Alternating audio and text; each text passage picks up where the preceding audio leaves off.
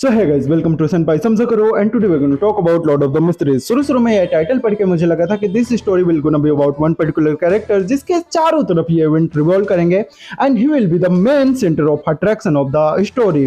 जो कि अभी मुझे थोड़े से एनिमे जो मैंने रिसेंटली देखे हैं समर एनिमेज, उनको देख के ऐसा मेंटालिटी बन गई थी लाइक होलो सोलिंग and kind of stuff. But then I started hearing people जो कि बहुत ज्यादा world building and power level and characters की बात कर रहे थे विच एक्साइटेड मी अ लिटिल।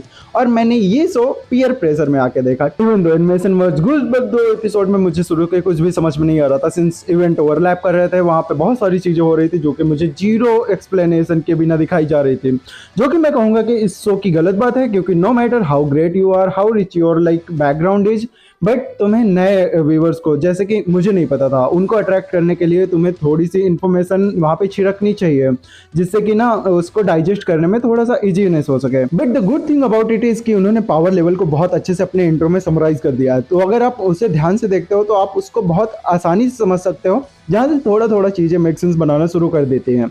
और जब आप तीसरे एपिसोड को देख लेते हो तो you will get to know about the fact कि आप ये एक नॉर्मल फैंटेसी एनिमे नहीं होने वाला है, ये एक बहुत लंबी जर्नी की शुरुआत है। इसका हॉन्टिंग एटमॉस्फेयर और डिटेल वर्ल्ड बिल्डिंग केवल आपको एंटरटेन नहीं करती है बल्कि आपको एक ऐसी दुनिया में ले जाती है जहाँ पे सीक्रेट गॉड्स और बहुत सारी फॉरबिडन नॉलेज हर एक कोने में छिपी हुई है। और हमारा प्रोटैगनिस्ट क्लेन मोरेटी इस इंटायर डिसेंट को एक्सपीरियंस करने का परफेक्ट लेंस है। यू मे फील कि यहाँ के जो सुपर पावर्स हैं थोड़ा थोड़ा हैरी पॉटर के यूनिवर्स से रिजोनेट करती हैं, तो मैं आपको बता दूं ये बिल्कुल ही डिफरेंट है उससे। क्योंकि यहाँ पे जब आप पोर्शन लेते हो तो आपको मेंटली स्टेबल होना चाहिए या आपका बॉडी उस पावर को कंज्यूम करने के लिए, पोर्शन को डाइजेस्ट करने के लिए कैपेबल होना चाहिए। अगर ये चीजें नहीं होती हैं तो यू मे गेट मैड और आप मर भी सकते हैं उससे। तो यहाँ पे एक गलती और तुम्हारा काम पहले ही खत्म। यहाँ पे मैजिक नहीं ट्रांसफॉर्मेशन होती है और हर एक ट्रांसफॉर्मेशन के साथ में एक कॉस्ट होती है। इसकी स्टोरी केवल फ्लैशी बैटल या फिर चीप थ्रिल पे रिलाई नहीं करती है बल्कि ये टेंशन बिल्ड करती है थ्रू मिस्ट्री, फिलॉसफी और एक कॉस्मिक डेप्थ के थ्रू।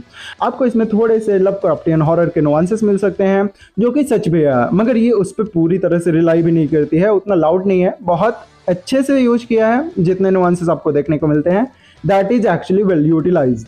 क्लेन मोरेटी की जर्नी डीपली साइकोलॉजिकल है और कोई शाइनी हीरो नहीं है बल्कि एक नॉर्मल ह्यूमन बीइंग है जो इस यूनिवर्स को समझने और यहाँ पे सर्वाइव करने की कोशिश कर रहा है। यहाँ पे मेन हथियार जो है नॉलेज है। अगर आपने गलत नॉलेज को गलत तरीके से यूज कर लिया तो आप कहीं से भी कहीं तक जा सकते हैं, जो कि इस चीज को और ब्यूटीफुल बनाती है। क्योंकि इतने सारे एस्पेक्ट होने के बावजूद भी, super power beings, gods, horror and magic, सारी चीजें होने के बावजूद भी जो मेन टूल है वो नॉलेज है। इसीलिए that's why I like God, क्योंकि उसमें भी सेम ही होता है। वहाँ पे ड्रैगन्स है, मैजिक है, super power beings and something, but वहाँ पे जो मेन टूल है वो है पॉलिटिक्स। और यही चीज़ मुझे स्टोरीज की बहुत अच्छी लगती है। फोर्थ एपिसोड के एंड आते आते आपको बिल्कुल क्लियर हो जाता है कि ये बस एक इंट्रोडक्शन नहीं था बल्कि एक ग्रैंड नैरेटिव का ओपनिंग एक्ट था, जो कि मुझे बहुत ज़्यादा पसंद आया। और इसके बारे में मैं आगे और जानना चाहूँगा थ्रू रीडिंग और वॉचिंग द शो।